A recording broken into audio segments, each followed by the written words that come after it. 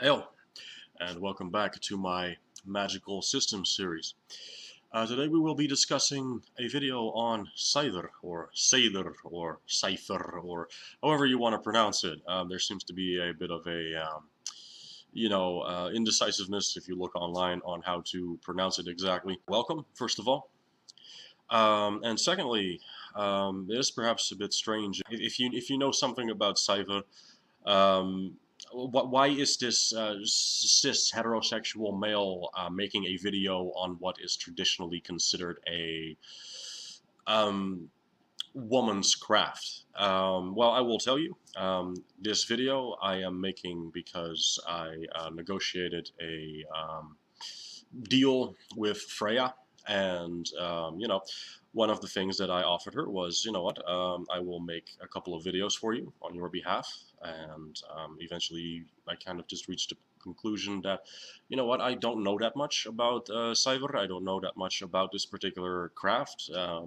It is something that is attributed to you, well, to Freya in this case, and therefore I decided to research it and look further into it and yeah, see what came out of that. And this video therefore is the result of this particular research that I did on this particular topic. What is Seiðr? Seiðr is actually many things. It is, as I said, it is a craft, a type of magic that is originally attributed to the goddess Freya, the Vanir goddess Freya, specifically.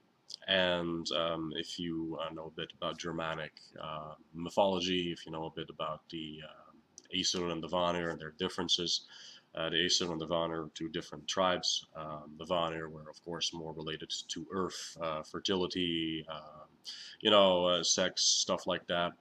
And the Aesir are more, regarding law, order, warfare. They are complementary tribes nowadays as part of the Germanic pantheons. And then, of course, there's the Jotun. Yeah, Freya, the goddess of war, of death, and of female sexuality, of love, of romance. She is the progenitor, supposedly, according to many sources, at least, of Seiðr. Some actually attribute it to Odin, ironically. But I am personally of the conviction that it indeed does originate with Freya, and that Odin, in fact, learned it from her in exchange for knowledge of Galdr, which is traditionally seen as a much more masculine craft. And Galdr and rune magic both are traditionally considered more masculine forms of magic, more socially acceptable forms of magic for the male who is a comfortable in skin individual, such as myself. I practice mostly rune magic and Galdr and things like that. Although I am, as I have mentioned previously on my channel, very eclectic in what I do. I also walk a shamanic path, so there are, by default, traits of Seiðr. If you read the description, or if you will hear me talk about this, or if you hear other practitioners talk about it, they are pretty much standard a part of the shamanic path, such as trance working is a very big part of Seiðr. Is a very big component of it, and it's, I would argue, actually at the base of this particular strain or path of magic. So, which then brings me to what exactly is Seiðr? Seiðr, like I said, is many things. One of them is, as mentioned just now, trance work, trance journeying. This involves astral travel. This involves performing divination. In a way, you could look at it as foretelling the future. I also personally refer to divination more as seeing which future is currently the most likely, because I am a very big advocate and proponent of saying that the future is definitely not fixed, that the universe is a constant unfolding of the web that the Norns weave, yes, but the Norns, in my personal opinion, as I have discussed in videos such as Purfro, in my Elder Futhark Rune Divination 101 series, which is a rune that is very strongly, of course, tied into the feminine aspects of magic and Seiðr and the weaving of the web of weird and fate and all that kind of stuff, which is something that Seiðr, of course, deals with. It is also the manipulation of the web of weird and the subtle changing of these currents and patterns. Now, of course, I would argue that that is what magic pretty much always is, really, because why do you cast spells? Because there's something that you want to alter, because there's something that you want to bring about, make more likely, etc., etc. So, personally, I would argue that that is something inherent in the nature of magic itself. Now, um, there are certain other things that are associated with Seiðr, such as shapeshifting. There is, basically astral traveling in trance work usually. I call it spirit walking. Out of body experiences, journeying to different places to, bring about change in a certain way, maybe even to steal objects or to find lost objects, um, that sort of thing. So it has to do with physical weaving. That is something we will be discussing later on. Potions and poisons are often said to be a part of it. So there is a component that involves, of course, if you know what the vulva or the volvo or however you pronounce it, because again, I can't seem to find a concrete way on how people seem to pronounce that particular word. They were the vulva or volvo. I will be referring to them as vulva. So they were specifically female Norse shamans. Now, I personally do not specifically refer to myself as a Norse shaman. I am from the Netherlands, which is a Germanic country, not a Scandinavian country. So I am a Germanic shaman, not a Norse shaman, even though the Norse are, of course, a sub-branch of the Germanic peoples. So, yeah. But they were specifically female Norse shamans who lived during the quote-unquote Viking Age. Specifically, and they would therefore have obviously mostly used the younger Fufark if they were to have worked with runes at all back in the day. I personally work with the elder Fufark, just to clarify a little bit on my personal relation to this. As I said, I mostly work with rune magic. I mostly work with Galler, traditionally masculine things, which I found myself from the moment that I started walking on this path attracted to. So basically, it is something that is pretty varied, but back in the day, it was considered something that was very strongly tied with the feminine. And even today, that stigma still persists. I have noticed if you research online that there are still a lot of people asking questions about it. There are a lot of people who think that only women or men who are not heterosexual should be doing, or men who are effeminate or Ergi or Argr, as they used to call that back in the day. This is something I actually would like to address because that is something that I find quite interesting. And the reason I say that is because as someone who walks the shamanic path, like I said, there are elements that are for the Norse Germanic peoples apparently attributed to Seiðr. But at the same time, even though I am a very masculine, cis, heterosexual male who is a shaman, I have used a lot of elements and components from Seiðr by sheer virtue of my line of work, as it were. And this, of course, involves the trance journey, for example. It's a very big, utilization of the shamanic capabilities and, the practices that are involved with, the ancient animist practices. And I call that animist because shamanism is, of course, not really a thing. Shaman is really just a word that originates from the Tongan people in West Asia. And if you want to be real strict about the definition, nobody really gets to call themselves a shaman except people from that area. But it's a word that we use to describe a certain kind of work, of course, nowadays. And I just so happened to be identified by another shaman several years ago as being one myself, and I kind of just dove in headlong at first. And yeah, so back on point, I have found myself just by instinct, really, using things like trance journeying and astral traveling, spirit walking, like I said, as I refer to it as, shape shifting.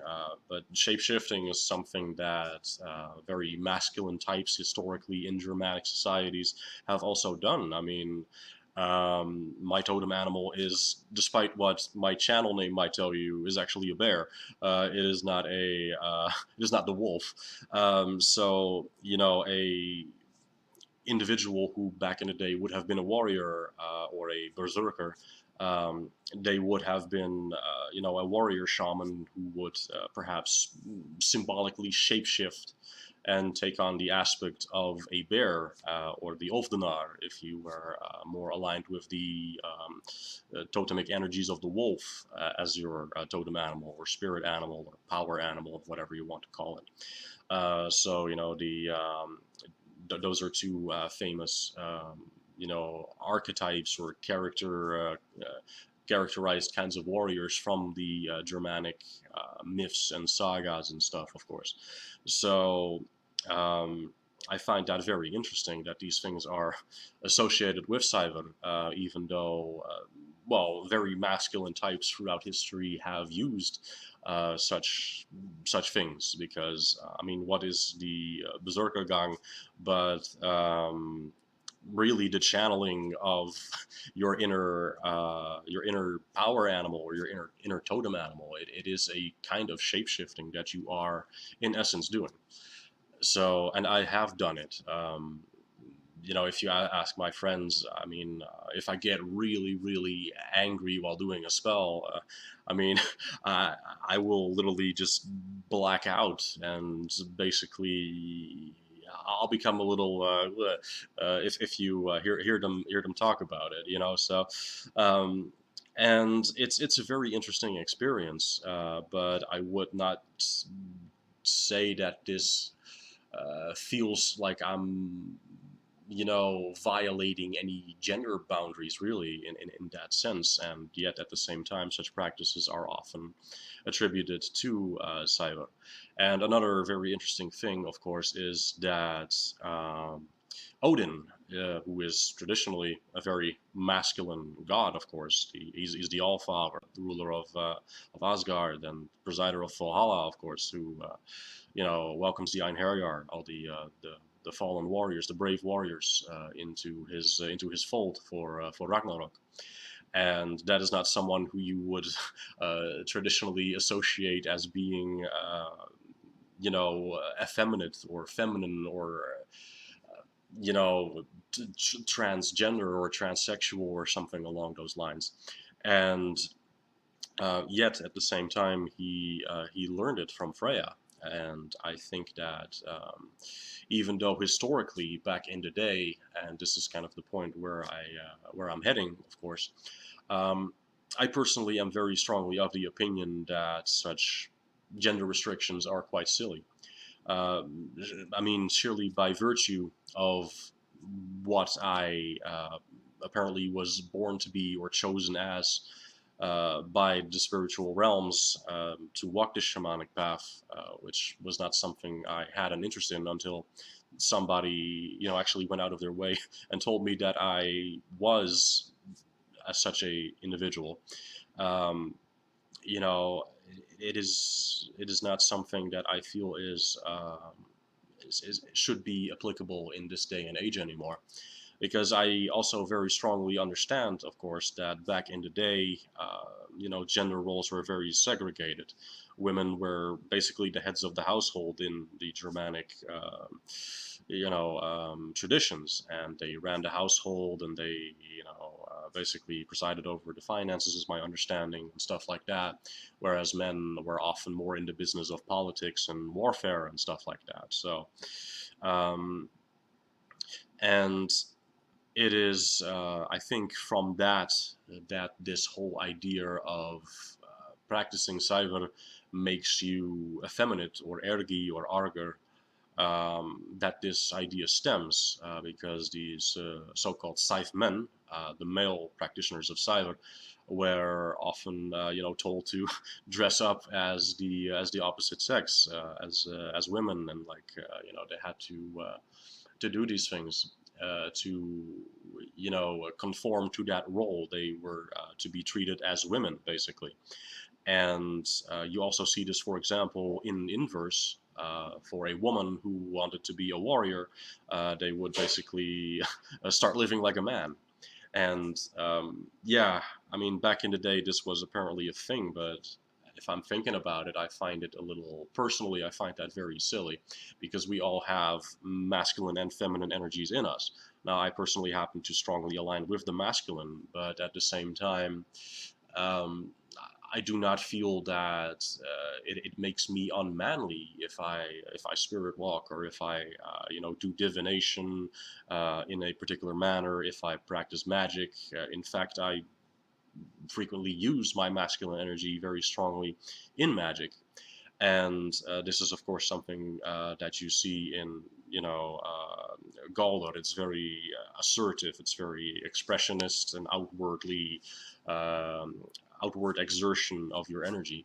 And I often combine the practice of Galdor with carving of the runes. So, I mean, on the flip side, I mean, if we are going to be calling people who practice Seiðr in this day and age unmanly, or emasculate, um, that would have to go both ways, because is a woman who has interest in practicing Galdor, or runic magic. I personally do not look at a woman like that and go, "Oh, she's masculine." It doesn't quite register. I very strongly want to make the point that I feel that this very much comes from a old-fashioned cultural perspective. And yes, I am aware that there are other practitioners out there who are of the opinion that this lends power and credence to the art of Seiðr. I personally look at that very differently. I personally think that if one is forced to adhere to a specific role, when they do not in fact already fit that role to begin with, that is in fact very damaging. I think it is very damaging to one's psyche if one is forced to, engage in certain practices such as cross-dressing, if they do not have that aptitude already. And of course, if one already has such aptitudes, if one already is a crossdresser, or a transgender individual, or transsexual, or whatever you identify as, or whatever you feel that you are aligned with, wherever your energetic alignment lays on the scale of masculine to feminine, or anywhere in between. That is, of course, great. And if you feel that this is helping you in that manner, and it helps you to utilize and channel that energy in this specific manner, fantastic. By all means, utilize it. Magic is all about the individual, about utilizing your own energies and harnessing them and getting to know them, to develop yourself, to be able to exert it more fully and more potently on the world around you, and to be able to utilize the energies that the world gives back to you and transmute it into something that you find helpful and productive in whatever way. So, again, I do want to make that point very strongly. This is my personal opinion. This is what I feel about it, and this is what my findings on it are through meditation and talking to the spirit realms on these particular things. And again, my point in case is Odin, traditionally a very masculine individual, learned Seiðr. And I do not think of him as any less masculine for learning this. Nor do I think of Freya, who is the very feminine goddess of love and romance and fertility and sex, and who presides over female sexuality itself, as any less feminine. And yet she is also at the same time a goddess of war and death, which are traditionally very masculine energies that we, I should say, traditionally associate with the masculine principles of expansionism and, dominance and exertation of the self over the world around it, whereas the feminine is traditionally more associated with caring and nurturing and energies like that. And we see this, of course, throughout the runes as well. Burkano, Perfro, Lagus, they're all elements that are associated with the intuitive mind, with emotions, and with healing, and with protection of children and women, and providing a sanctuary and weaving the web of weird, as I mentioned earlier with Perfro. These are all things, of course, that are associated with the feminine runes, and then you, of course, have Urus and Tiwas and Ingwas, which is all about the self-actualization of the warrior within, of justice, of law, of order, of warfare, and of strength, and of sturdiness, and raw primal energy of that nature. And at the same time, these things, they balance each other very strongly out, and I do very strongly feel that if you feel a calling to a specific thing, regardless of who or what you are, or what you identify as, or what you were,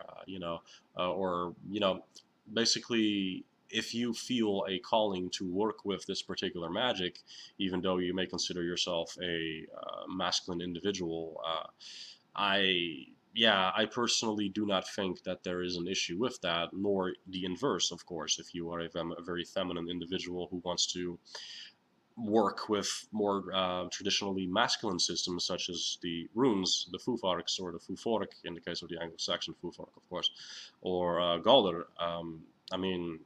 Freya, again, my point, in case Freya learned Galdr from Odin, and Odin learned Seiðr from Freya. And personally, I very strongly adhere to that Odinistic principle of I want wisdom, I want knowledge, I want power, and I want to learn about stuff. I like learning about stuff, so I am not going to let some very outdated principle there hold me back from learning about things. And I mean that with all due respect to the ancestral traditions, because I work with them. I work with my ancestors. I work with the ancestral gods. I come from a background of Christianity originally, but I mean that in the best respect, and I think many times people forget this. Older is not always better. Keep in mind that what half of your ancestors died for is a better, more free, and more open world that is less close-minded than the world that they lived in. So I do not think, and I have said this before throughout my videos, we should not be stuck in the ancient ways just because they're the ancient ways. No, sometimes ancient just isn't better than new ways. And I think a lot of the time, out of a sense of nostalgia, or a sense of, back then we were way more free and less bogged down and blah, blah, blah, and capitalism is evil, and back then we were free and one with nature. And there's truth in those kinds of statements, of course, absolutely. But not everything, as is my point, is always better because it's older. Okay, society progresses for a reason, and so should we, and so should our principles on specific things. This is my personal opinion and attitude towards this. And that is, of course, not to say that I disagree with people who feel that Seiðr is a, more feminine energy aligned practice. I very strongly agree with that. As I said, Galdr is, in my experience, a very masculine aligned practice. Like I said, it's very exertive, and that is part of what draws me to it. So it's something that I can absolutely understand that people come where people come from with the idea that Seiðr is a feminine practice. But that does not necessarily mean that you have to be female to work with it. Again, point in case Odin, and in inverse Freya. So everybody has masculine and feminine energy. Okay, that is something that my runic initiation has very strongly shown me. It is something that I think that people need to understand and embrace more. We need to understand that the energies of masculine and feminine, they are not to be shunned because we happen to be born as a specific gender. And this is something where I agree that working with a energy that is opposite of what you are born as, where that breaches that whole transgressive stigma that you will often find people talking about online. And by that I mean that there is a societal boundary often instated, such as was back in the day the case with Seiðr, or a woman who wanted to be a warrior, for example. You know, and I think that these boundaries are, to a lesser extent, fortunately, these days are still in place. And there is a certain kind of quote unquote transgression that takes place if you do not adhere to specific standards. For example, a woman who enjoys lifting weights and who wants to get, um, who wants to gain muscle mass. It's often perceived as being something that only men do, or that is not feminine, or something like that. And on the other hand, a guy who is perhaps interested in, I don't know, knitting or sewing, or whatever, which is something again related to Seidr. These are things that are traditionally seen as being something that is a transgressive action for someone who is supposed to fit into this box of feminine or masculine, respectively. So these are, of course, behaviors that even today we still think of as, for their respective genders or for their respective gender identities, that they are incompatible because of whatever cultural, societal, and maybe even in some cases, perhaps evolutionary, um, you know, reasons that we deem inappropriate for individuals of a certain gender or sex or gender identity. And at the same time, I'm sitting here thinking to myself, yes, this is in theory true, but that does not necessarily mean that the individual, therefore, in general, is not masculine, or in general is not feminine, just because they do not adhere strictly to societal expectations or gender roles. And keep in mind, even gender roles shift from society to society. The point in case is, I very strongly feel that all this kind of stuff is relative. I do not think that people should make such a huge, big fucking deal out of, their gender roles and what they can and cannot adhere to, or what they can and cannot practice in terms of magic, or even anything in life in general, really. I mean, you could be a buff ass dude who literally likes sewing and knitting on a Friday night. You know what I'm saying? Who cares? Um, it shouldn't really matter. It doesn't make you any less of a man. Just like wanting to lift weights and wanting to pack on muscle mass makes you any less of a woman. It is not something that I personally think is impacting your gender identity in that way, nor should it, because that is transgressive, to come back to that point, in a very negative way. Why is, and again, with the preface here that the individual is in fact identifying with the gender that they were born as here. So if the guy who likes sewing or knitting, which is traditionally seen as something much more aligned with the feminine, and he still considers himself a male, and he feels comfortable being masculine, that is just what that is. And if you force that man just because he happens to be into knitting and sewing, to start living as a woman just because he has a certain interest or because he feels a certain pull to do that, it's ridiculous. It's harmful. And I very strongly feel that this is the same way with Seiðr, or with Galdr, or with runic magic. I do not think that people should force themselves through that, or should be forced through that, by others. And again, to reiterate, if you do feel that is your your inclination to, for example, cross-dress, or if you are someone who is transgender, by all means, that is a good kind of transgression. You are still going against societal norms, but it is who you are. So that is a very important, but for some people apparently not clear distinction that I think needs to be respected and understood more. So yes, I am in agreement with those of you who say that Seiðr is much more feminine aligned. I am not arguing with that. But even though I am a very masculine man, I have feminine energy. And you may be a very girly woman, but you also have masculine energy. It is just that simple. Everybody has at least some of both. So it is actually, in my personal opinion, more about respecting the balance which you have within yourself of these energies and the dynamic that they create, and how they influence you as a person on a greater level.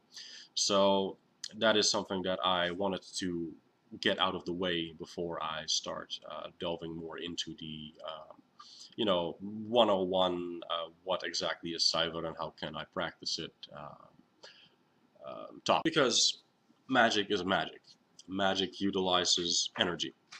Energy is all around us, regardless of what that energy feels like. It started somewhere, and that is at the what I call the source, or the divine creator. And this being, this thing from which we all come at the end of the day, some way, somehow, somewhere, some shape, some form, regardless of what you want to call it, regardless of how you perceive it. It has to contain both masculine and feminine within itself. Otherwise, it would not have brought forth these energies. And yes, this does indeed also mean that good and evil, as we perceive them to be, which is again also a subjective thing in many cases, though not all, I would argue at least, but that is a philosophical debate that I really don't want to get into for the purpose of this video, because that's going to sidetrack us beyond repair. Yes, this also means that everything that we see in creation is contained in this being, and I personally find this a more satisfactory answer than saying that there is an all-powerful, benevolent God that is just good, and that evil just somehow sprang up randomly out of nowhere because it felt like it wanted to. So, but that is also, again, a debate for a very different topic and for a very different time. It's a theological debate that, again, I really don't think will serve this video in any capacity. So we are moving on. So Seiðr, what is it? Well, like I said, it involves trance journeying. It involves shapeshifting. It involves, a lot of the times spinning and weaving. This can actually be taken in a very literal sense. But before we get into those kinds of things, we will be discussing trance journeying and the art of getting into a trance more fully. So trance is, from my understanding and from what I have seen so far, a very big portion of Seiðr. It is the ability to reach altered states of consciousness through whatever means, whether that is through meditation, whether that is through deprivation of sleep or food, or even drug-induced, in order to communicate with, or perhaps even channel, spirits and deities, in order to receive and or relay information, in order to be able to travel the spiritual realms, the astral plane, in order to interact with the spirit world, and in order to alter and influence the subtle bodies of things and beings and people around you, or even far away from you. It involves a lot of things such as retrieving information, sometimes even retrieving and finding objects, stealing objects perhaps even if you are so inclined. it is used often to prophesize, which is of course a very big theme that we see in the sagas. Where the Voluspo, for example, the prophecy that Odin receives on Ragnarok, where the Volvo in question, she prophesizes to Odin about the events that will unfold and the events that will lead up to Ragnarok and what will happen after that.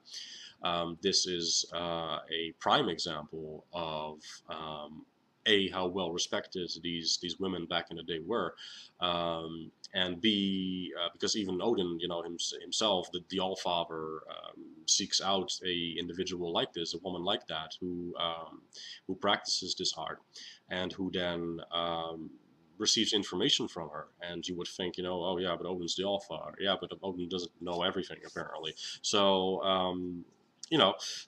this is a very, very, very powerful way of performing magic. It is very subtle, is my understanding so far, because that is where the spinning aspect, of course, comes in. You shift and change and alter the way that the web of weird is spun. And to sidetrack shortly here a little bit on the topic of the web of weird, as I was kind of getting at in the beginning of the video, when I think of the web of weird, I am not thinking of a preordained, predestined web that the free Norns are, basically have already completed before you even learn to walk. No, I actually think that it is much more subtle than that, and I also think that really the only fixed thing is the past, and that the present is currently being spun, and that the future is also being spun, but that how the future will exactly unfold is up to the decisions that you make in the present, influenced, of course, by the decisions that were already made by you, with you, or for you in the past. And I say that in such a manner because free will is absolutely a thing in my personal worldview.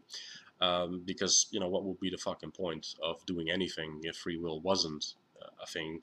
But at the same time, you are born, as I discussed in Perfro, the video I made on Perfro. You are born in certain situations. Your parents may be poor, they may be rich, they may live in Asia, in Africa, they may live in Europe. They may live in the American continent, or on the American continent, I should say. All these things, they determine how you perceive the world, what start you get.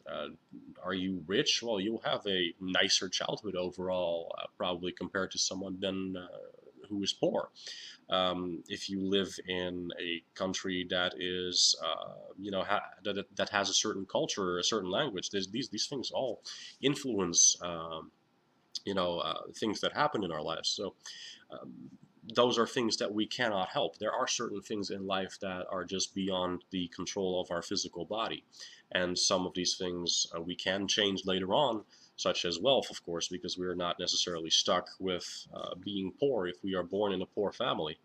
It will require a lot of hard work, most likely. And, in my personal opinion, if you're smart, magic will go a long way in helping that as well, as long as you help facilitate the magic, of course, because that is something that some people seem to forget.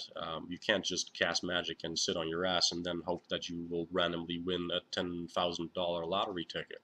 It doesn't quite work like that.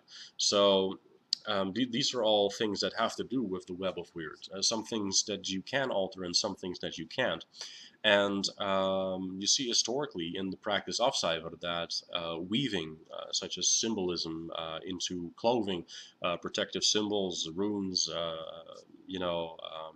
iconography into banners, for example. There exist stories of women who will weave the raven banners that you often read about, for warriors who would be like family members of the woman in question. They would weave these banners so that the person for which it was made, they would not fall in battle. But at the same time, there's the trade-off that the one who would carry the banner would often die. They would often be doomed to fall in battle.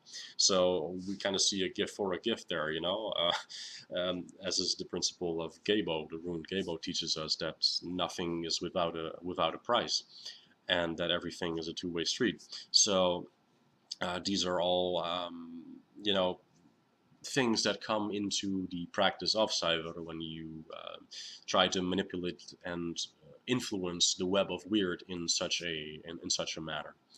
And to read and to be able actually to influence the web of weird, one of course needs to know how to read it. What is the most likely strand of fate that is currently being spun? And that is something that you need to be able to tell in order to influence it. So that, of course, then brings us to divination. And divination is something that the Volvo or the Scytheman, if you were a man, would be also often called upon for. And they would often do this by sitting on a throne of some kind, and they would then prophesize. They would be consulted by people, often by groups of people. They would be, basically asked questions, and they would then sit on their throne, and they would channel. Perhaps they would channel deities, spirits, ancestors, and they would thus relay the information from the spirit world on how things are unfolding, or how things are most likely to unfold. And this is, of course, something that you often see and hear when people complain about quote-unquote psychics, that, oh, I got a reading with tarot cards from this lady, and she told me that this was going to happen, and the other thing happened. Yeah, that's possible, because somewhere, somehow, something changed along the lines that changed the course of how the web was spun. It is possible. That is something that people seem to often forget with divination. Nothing is set, nothing is fixed, nothing is entirely 100% going to turn out the way that you think it will. Because people have free will, because people can take actions, whether magical or physical or otherwise, to influence the the way that the web of weird unfolds. And it, of course, requires a great deal of foresight and intuition and, being able to read this web in order to effectively alter it. And this is another great part of Seiðr, and a very practical way of doing magic in general, really. So personally, I say that regardless of who you are, this practice is a very valuable thing to have in your arsenal as a magician, or whatever kind of practitioner of the arts you are. Which then, and on the topic of trance, to build on it further, it brings me to the topic of shapeshifting, which is, as I mentioned, something that you do not just see in practitioners of Seiðr, but something that you see in a more visceral manner with berserkers and Ulfdenar. But we are, of course, talking about Seiðr and not about the warrior shamans, or whatever you want to call them. I personally think of these individuals as warrior shamans. But, the art of shapeshifting in a sense of the spiritual realm, in the sense of the astral plane, they are valuable in terms of, for example, if you can turn yourself into a bird, because the astral plane, to preface here, it is not necessarily a safe place to be. There exist stories in the sagas where there are practitioners of Seiðr who try to have somebody's ship sunk, I believe, if I recall from the top of my head as I read about it, where these two women, these two Volvo, they were hired basically to try to assassinate someone out at sea, and basically they get wounded while they are performing their trance work, and they ended up falling down the cliff and breaking their backs. So the injuries that you sustain in astral travel are possibly capable of extending to the physical. And to interject some personal experience here before I continue, I have seen this. It is quite possible, and this is of course a lot how curses work. If you place a curse on someone, it will not immediately affect their physical body. Oftentimes, what will happen is that you manipulate energy to become harmful, or you call upon energy that is already harmful, and then you, in some way, shape, or form, apply it to an individual, and you will then start experiencing um, discomforts, and eventually, if left unattended, these discomforts can escalate into actual physical pains, and even going so far as to cause poor health or even death. So if you get wounded in the astral plane, or your spirit somehow gets, damaged while you perform these astral journeys or travels, that is a very, very nasty thing. And I have done this. I consider myself a warrior shaman. That is the path that I was called to, which means that I specifically specialize in both protective and offensive magic. So to translate, I perform usually, because I don't pick fights with people. I don't think that's ethical. But if I or my loved ones or people in need, are attacked, I will go to war with the other individual that is fucking with them. So I have seen this where I have, quote unquote, engaged an individual in the astral realms, and I will see something in my third eye that I am doing to them. And a couple days later, they will post on Facebook about how they're doing so horrible, and how they're how they're having this pain and that pain, or that they're basically just whining and bitching about it. And then I go like, oh, okay. Oh, sorry about that. I guess you shouldn't have fucked with me. But I mean,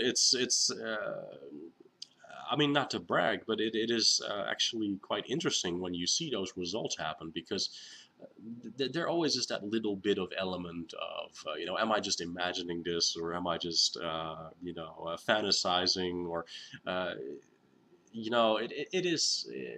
it is quite peculiar when you start seeing results, and over time these results build up. Of course, the more you practice, the more skilled you become at this kind of stuff. The more quickly the results manifest. That is, of course, the beautiful thing about all this. It is truly an art that you learn to adapt to, that you learn to grow in, that you gain experience in.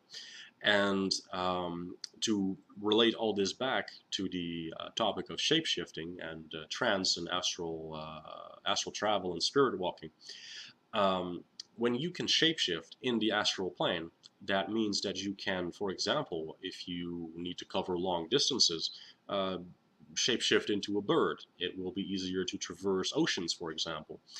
It will also probably help you to avoid harm from people, or it may help you avoid detection.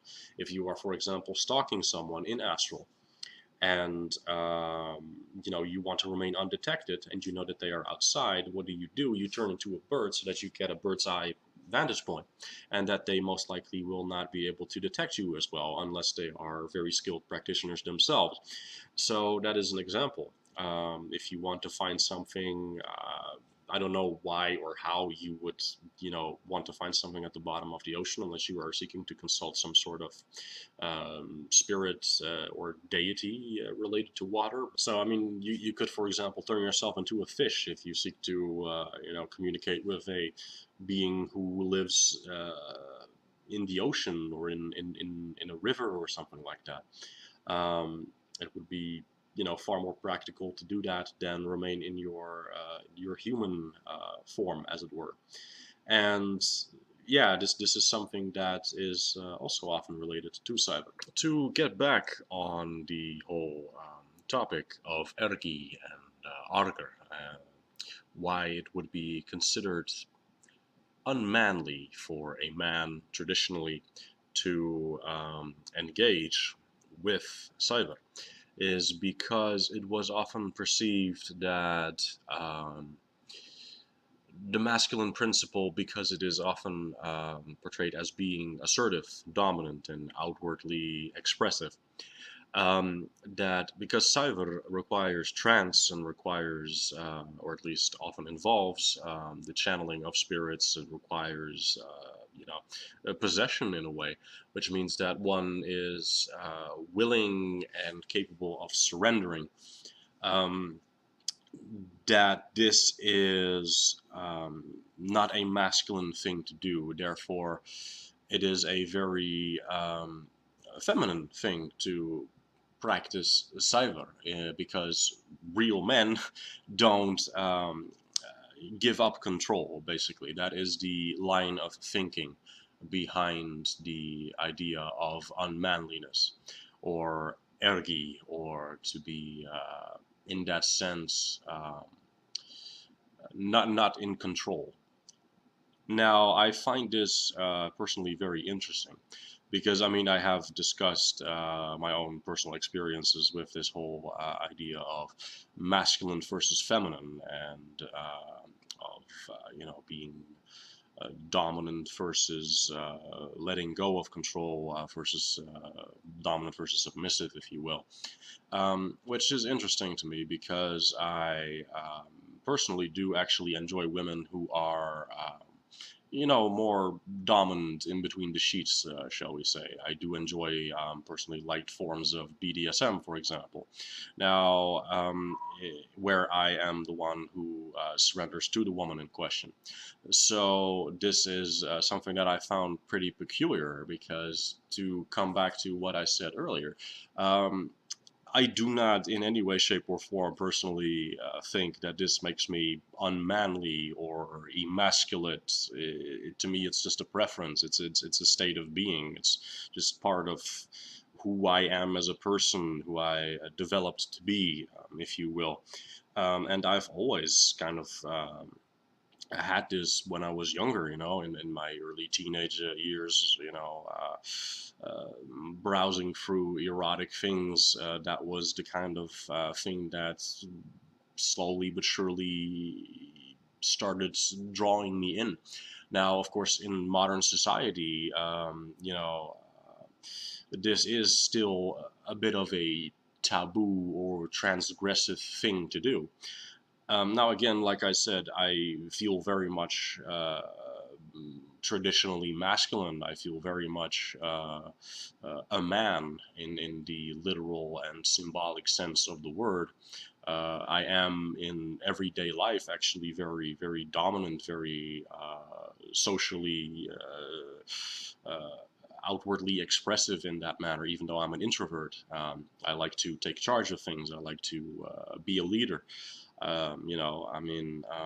It's just part of what I feel comfortable with, and it's interesting to me because when dating, many women assume, because of how I look, because of how I act, that I am naturally, therefore, also in bed, a very dominant individual. But I actually like women who display those qualities themselves when it comes to sexual intercourse.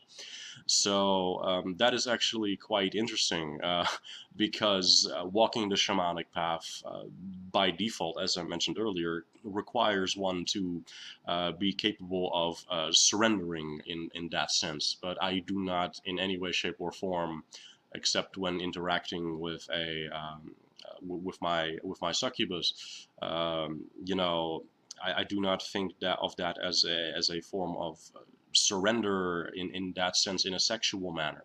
It is only sexual to me when it is actually sexual. Um, so maybe this is a perception issue that is going on here. From my personal experience, I can safely say that having channeled Odin, having channeled Thor, having channeled other usually very masculine deities, especially during offensive rituals in my line of work, as I specified earlier, um, I do not feel violated by it.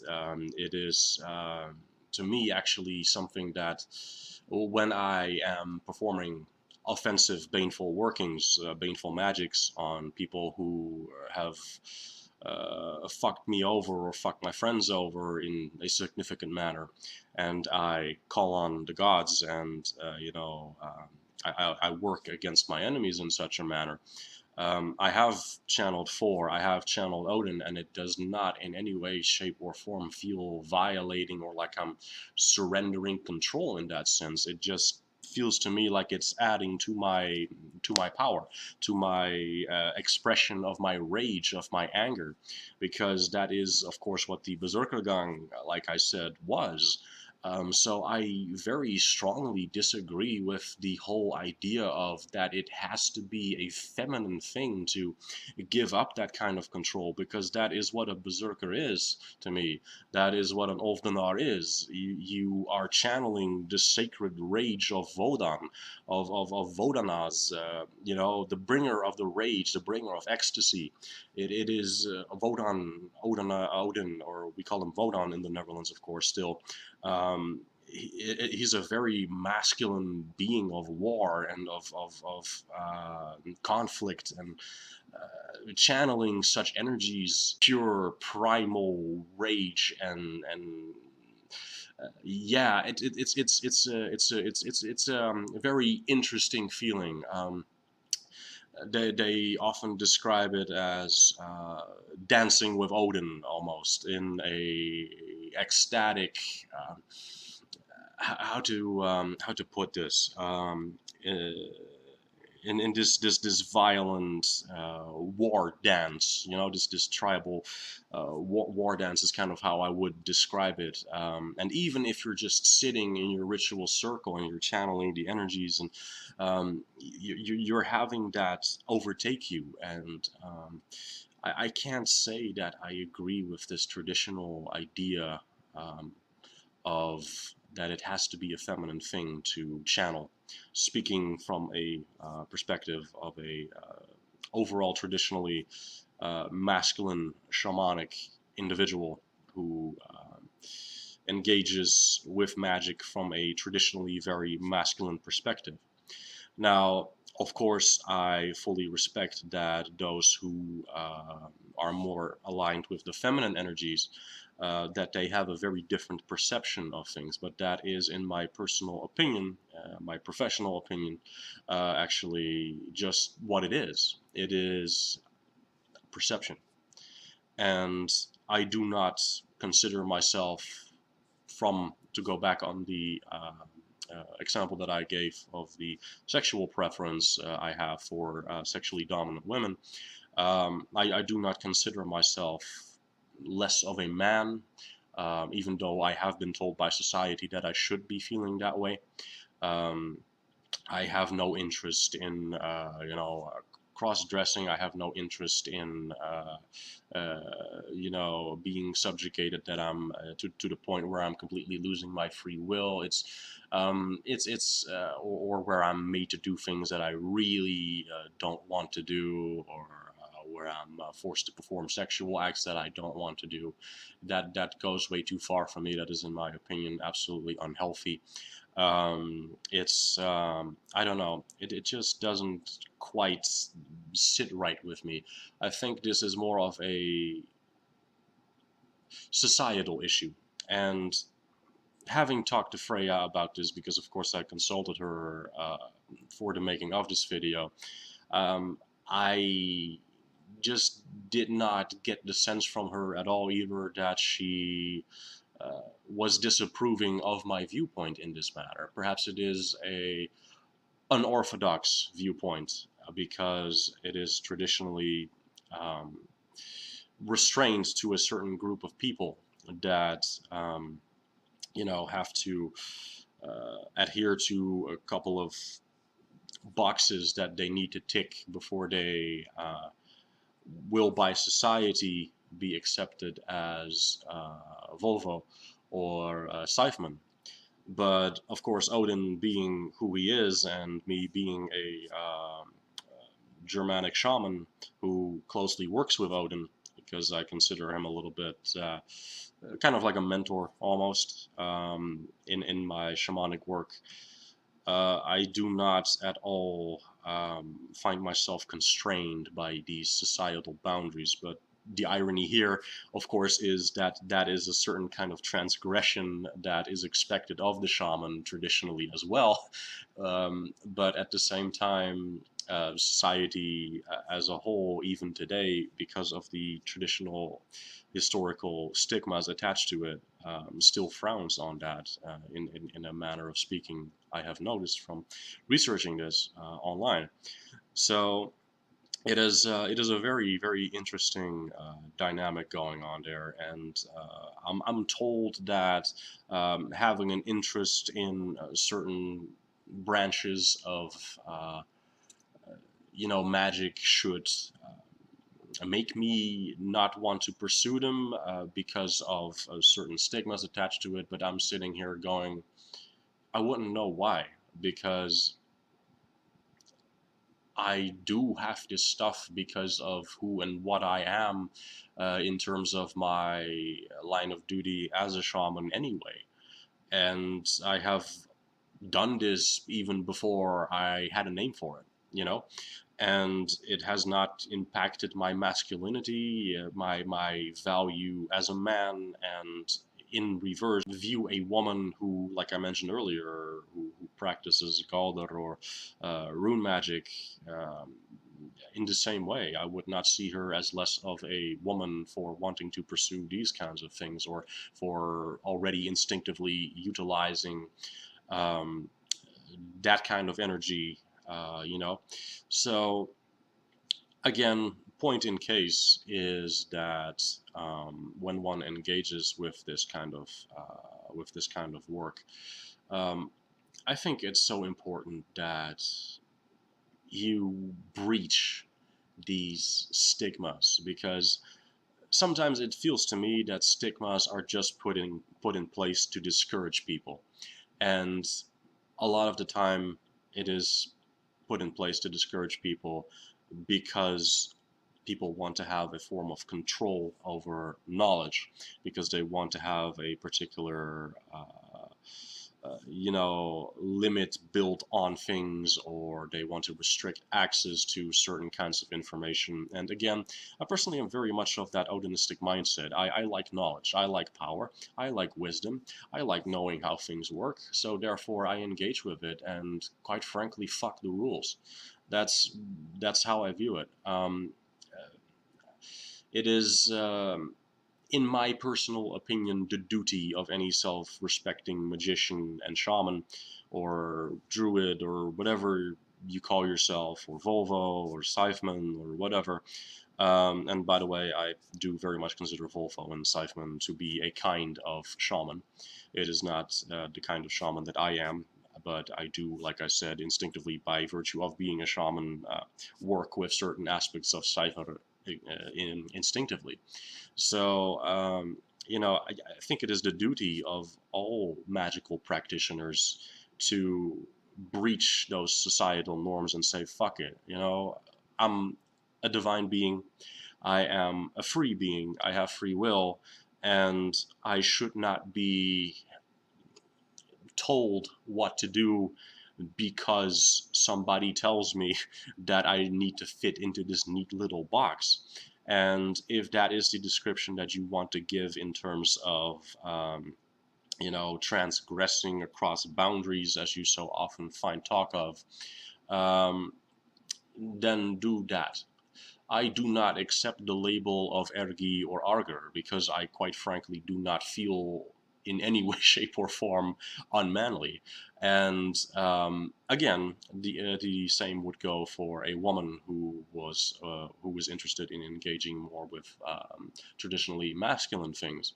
And even if you have listened to me talk about this, I take something which is traditionally associated with Seidr, and I still give a masculine twist to it. And so I think that it is quite interesting that people have all these defined boundaries, but they at the same time instinctively also cross over into each other, if that makes sense. People want to set all these boundaries, but at the same time, by their very nature of these practices, these boundaries already get a little blurred and crossed and intermingled with each other. No, I mean, let people think what they think. The meaning that you attribute to your work, the meaning that you attribute to your magic, regardless of whether you identify as a woman, a man, or transgender, or transsexual, or whatever you use as a label for yourself. If you find empowerment in giving certain meaning to specific kinds of magic, that is what you need to rely on. Because at the end of the day, all magic really is just will, intent, and ritual. That is all it is. Systems are designed around the utilization of particular energies, and not so much as a strict system to which you need to adhere in order to access the energies. Theoretically, all you need for magic is just your will and your manifestation capabilities. It's literally all that you need for magic at the end of the day. Ritual is just a means of focusing. And so too do I look at Seiðr and think to myself, it is what it is. And so too do I look at the runes and think to myself, the runes are what they are.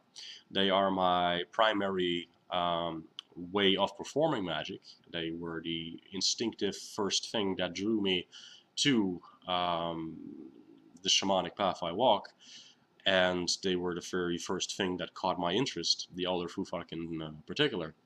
But at the end of the day, they are just representations of the universal energies that are already out there anyway. As I have so often said, Odin may be the allfather of our pantheon right now, although way back in the day, we suspect that may have been Tyr, or Tiwaz, as he would have been known back then. Or Tiu, or yeah. But even he had to sacrifice to the runes, and yeah, it's just something that is a lesson. Everything comes with a price. Everything comes with sacrifice, but in order to access it, one must be willing to bring that sacrifice, and it doesn't really matter who you are. At the end of the day, it doesn't really matter where you come from. If you want access to certain things, the price must be paid. So I guess what I'm saying here is Odin thinks that knowledge is worth paying the price, and so do I. And if you are really serious about magic, so do you probably. So that kind of concludes my rant on that particular topic. So, to continue, another very interesting aspect of Seiðr is the use of illusionary or mental magic. And what I mean by that is influencing the mind of another, influencing one's perception of yourself, influencing one's perception of a situation, of an event, of a place perhaps, of a relationship, of whatever you can really think of. It is that is obviously very, very powerful magic that can be used to great effect. I have used magic like this, again, even before I dug into the idea or the system of Seiðr. There is a rune in the Icelandic books, which is Odin's Illusionary rune. But using these illusionary spells and runes and symbols and stuff, and then launching them at your opponent, it can cause some very significant slip-ups in warfare, in magical warfare, if you will, or in the manipulation of situations. And it can, of course, be used to great good and great benefits to most people involved, but it can also be used to great harm, of course. I mean, it's a very powerful way of utilizing magic, because there are many different kinds of magic that you can obviously use to deal with any given kind of situation, and there may be people who frown upon direct curses, and I would say to those kinds of people that illusionary magic can be a very powerful alternative to that if you don't want to go straight up for the throat, if you will. You're not directly cursing someone, but you are altering their perception to such a manner in which they can be assisted to see things your way, if you will. And this, again, of course, ties into what I said earlier about altering the web of weird. And of course, there's nothing in terms of offensive magic in such a manner that cannot be defended against, and neither is there such a defense as that cannot be breached. Um, Anybody who has done what I do for a prolonged period of time will have found that out. Um, so, I mean, that is a good thing, by the way. There is no such thing as an impenetrable defense, and there is no such thing as an attack that cannot be stopped by anything. So, it doesn't hurt to have as many tools in your arsenal. There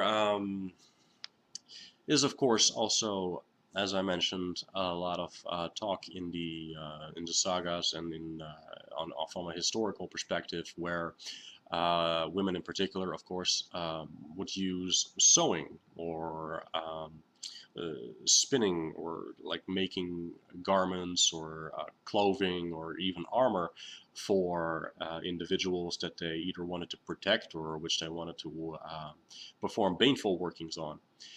And these are things that can be used in a very sneaky manner, of course. I mean, most people don't know the ins and outs of magical workings, and while I do think that oftentimes in the sagas and in legends and myths, things are highly exaggerated. I mean, for example, there exists a story of this one woman who made a shirt for someone, and someone puts it on, and then he starts like having all this nasty stuff happening to him, to where he dies a couple days later.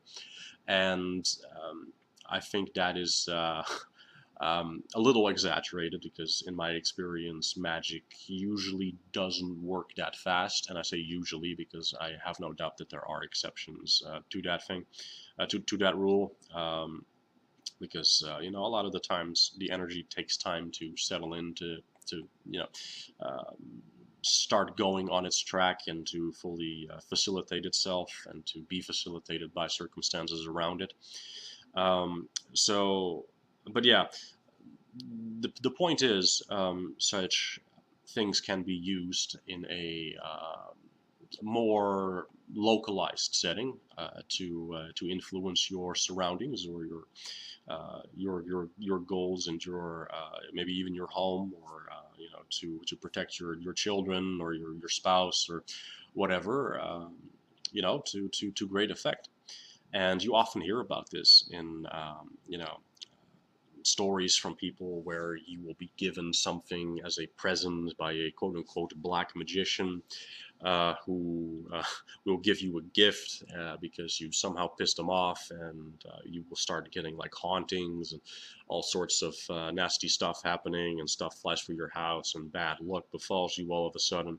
And of course, in that case, the magician has spelled the item, or jinxed the item, or hexed the item, or cursed the item, or whatever you want to call it, with negative energies, or even entities, or a combination of these, to where it starts negatively impacting your life. But of course, on the flip side, like I mentioned, this can also be used for good. You can, I have done that, and enchant, I don't know, like a gemstone, or enchant a sword even, or enchant a dagger, or whatever, with certain properties, or bind willing spirits to it. Because I don't bind spirits that are not willing to objects, because I find that unethical. It's kind of the equivalent to slavery, in my personal opinion, and I don't approve of that.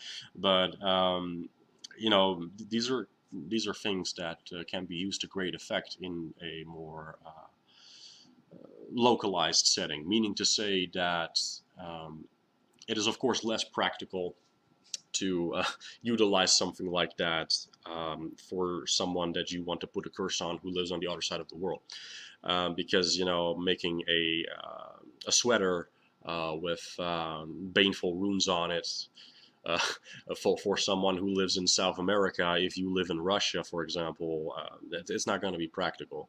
So there is a place and a time for different kinds of magic, of course. So, but point in case is crafts were traditionally very important for women, which is why probably Seiðr is utilizing these particular kinds of methods as well. We oftentimes, for example, see the crafting of magical jewelry, of stones, such as is, like I said, like I have done. You see that a lot in crystal healing, for example. Many metaphysical stores will have a, gemstone section or crystal section or something like that. And these are oftentimes, in fact, I think it's one of the more common forms of utilization of magic, where crystals and jewelry gets enchanted or spelled, if you will, with either baneful or benevolent kinds of magic or helpful kinds of magic. This is also a practice that is commonly in our tradition associated with Seiðr. And yeah, lastly, for this particular section, for the kinds of magic that are traditionally associated with the practices of Seiðr, there is of course sex magic, because there is a very strong sexual component, according to many, related to Seiðr.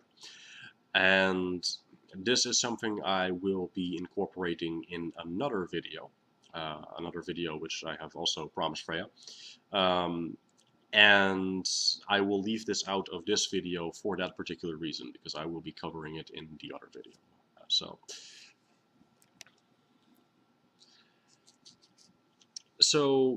in terms of basic equipment or ritual props or tools that you would want to have for a more traditional carrying out of Seiðr, would be a staff.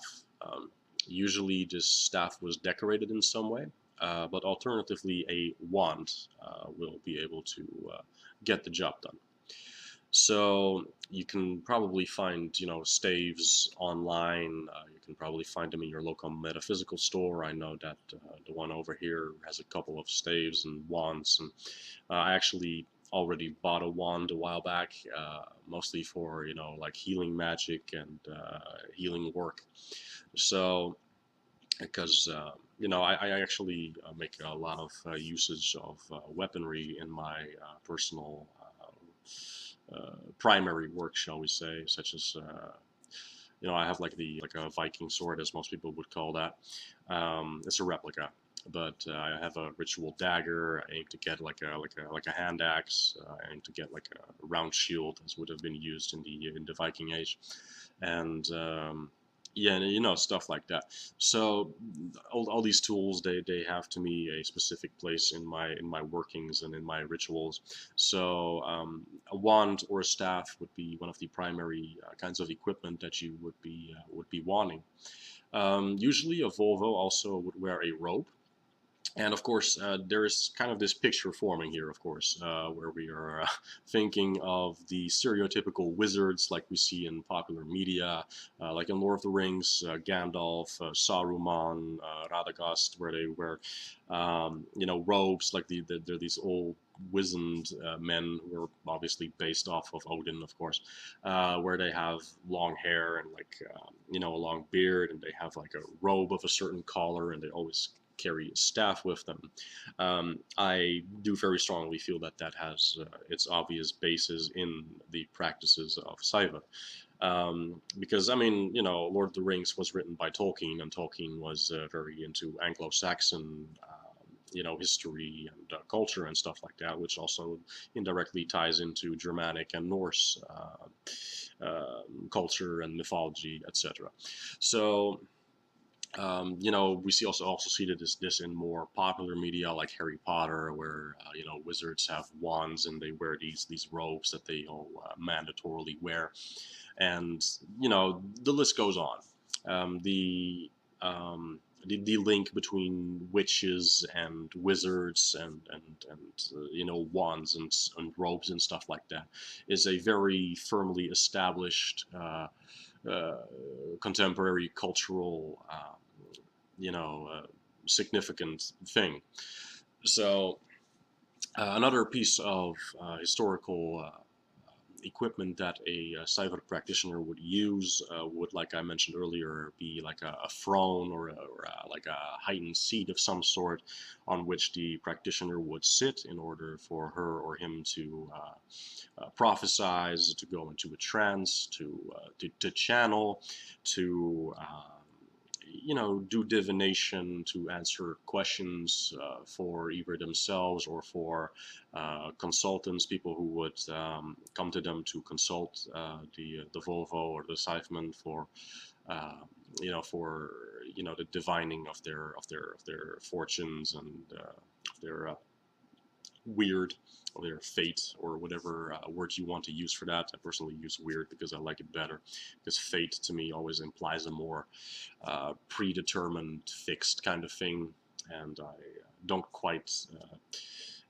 you know, appreciate that kind of mindset, as you may tell, because it indicates a certain kind of powerlessness. But anyway, um, you know, so uh, there is, of course, also a place for those of you who may be interested in, you know, working more with crafts-related cipher, to, I don't know, buying a spindle or a sewing kit, a sewing machine, or to, you know, start building jewelry for yourself, and then, you know, learning how to spell them, how to enchant them, and you know, these are basic kinds of equipment that you can, or in some cases, of course, not so basic. I mean, building jewelry can be very basic, but can also become quite expensive pretty quickly. So um, it is something that it is up to you to decide at the end of the day. But if you, you know, research into this, you will find that many of these standard pieces of equipment will be a staff or a wand, a rope, a seat from which to you know, prophesize, and there are, of course, many more aspects to this practice, such as you know, singing, and you know, there are many more more ways in which one can actually actively practice Seiðr.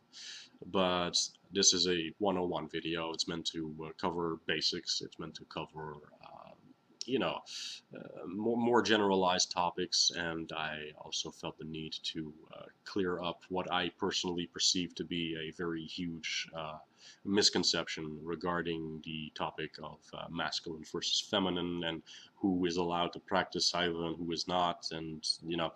Um, and on that particular topic, once again, I have to reiterate: if Odin can practice Seiðr, the All Father, the big, scary, angry sky father, god of war and death, and you know, of wisdom and knowledge, then so can you if you're a guy.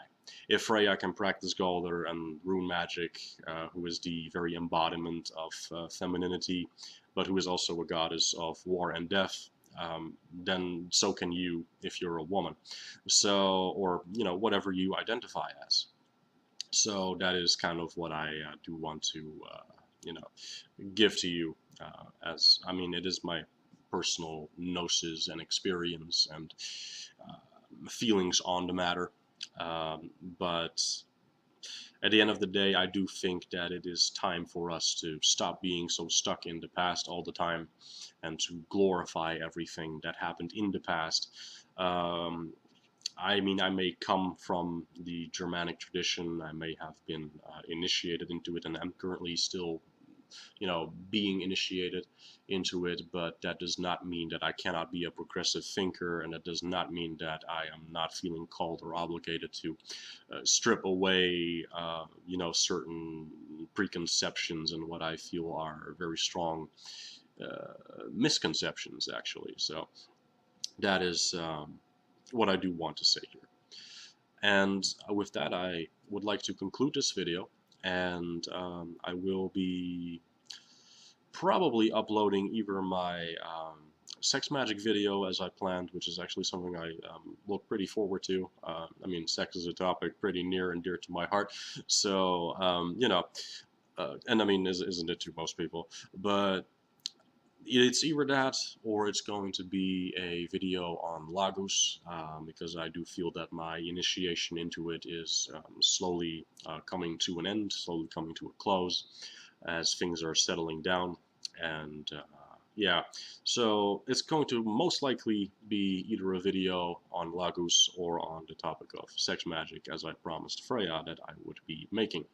So whichever one I will be uploading, whichever one it will be, is whichever it will be. So thank you all so much for watching. I do hope that you found this video informational. Again, I am not a master on this particular topic. I had to do some further research, some further meditation, some further thinking on this myself before I recorded it. It is not quite like, you know, cranking out a video on bind runes or servitors or, you know, stuff like that for me, where I have much more experience with it. Yeah, I found it a very, very interesting, very refreshing video to make, actually, because it actually helped me internally clear away some cultural inhibitions and preconceptions regarding the topic, to be, you know, stripped away from my own internal psyche and to do away with these hindrances, as I would call them. So I hope that it will give you something to think about, some food for thought, and I will see you next time in the next video, again, whichever video that may be. Thank you all.